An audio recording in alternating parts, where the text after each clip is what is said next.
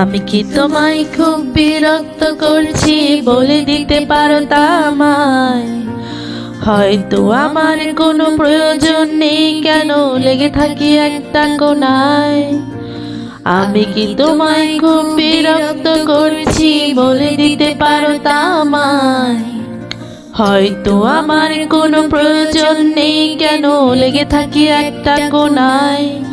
তুমি বলে দিতে পারো তা আমায়, চিঠি লিখবো না এই ঠিকানায়।